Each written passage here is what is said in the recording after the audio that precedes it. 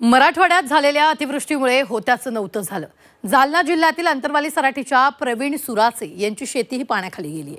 शेतीतून काहीच उत्पन्न होणार नाही याची जाणीव प्रवीणला झाली आहे। त्यामुळे पुढील शिक्षणाचा यक्ष प्रश्न त्याच्या समोर उभा राहिलेला आहे। त्यामुळे फक्त लढ म्हणा या खास उपक्रमातून प्रवीणच्या शिक्षणाचा खर्च संघर्ष पाहूया। शेतामध्ये बसून अभ्यासात मग्न असलेला हा आहे प्रवीण सुरासे। जालना जिल्ह्यातल्या अंबडमध्ये तो सध्या 12वीचं शिक्षण घेतोय। प्रवीणला मर्चंट नेव्हीत जायचंय, मात्र त्याचं स्वप्न पूर्ण होणार की नाही याची काळजी त्याला सतावतीये।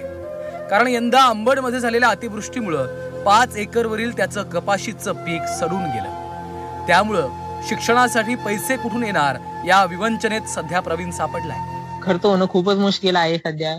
2012च्या वेळेस माझे वडील वारलेले आहे। त्यापासून नाही का शेती आणि मजुरी करून आई नाही का सांभाळते।